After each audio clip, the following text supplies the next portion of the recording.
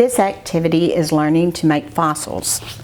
We're going to kind of grow our own. So we're going to ask the students to stay seated at a table, and you're going to have one student to pass out the paper cups.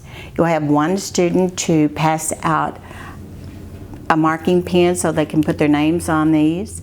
You'll have another student that passes out the toothpicks. So they're all going to be helping get this set up.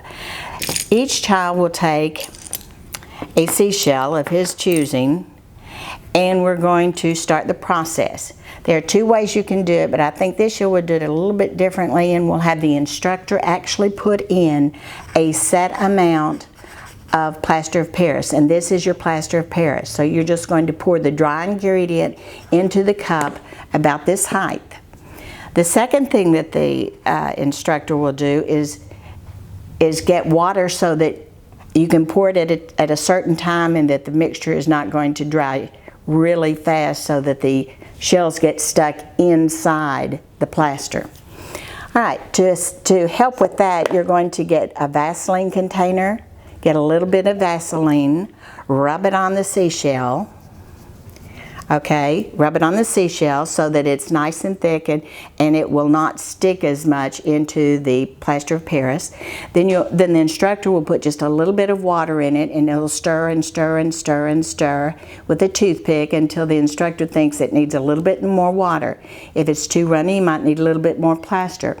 But you're going to put that in. Then the child will take the seashell, put it in until it hardens just a little bit, then take it out, and you should have a mold. And this is the mold that we've made with this little lobster thing.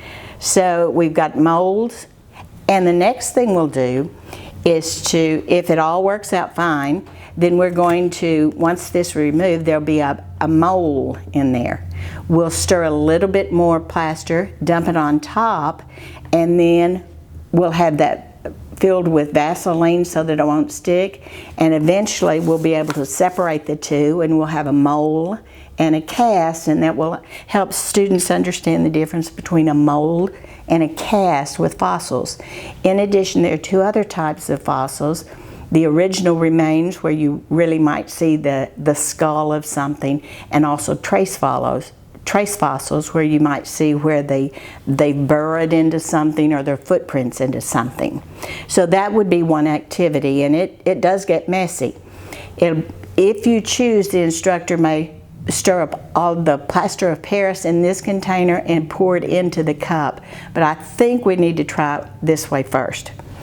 The next activity will be one where you actually talk about dinosaurs and how they're found how their remains have been found in Texas.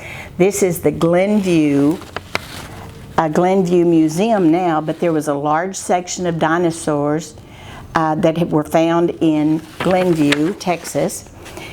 And they've made a puzzle so that we can look at the puzzle, and we'll be able to look at the tracks of the dinosaurs, and the kids can break into groups and say, it looks like this was a big dinosaur fighting a little dinosaur.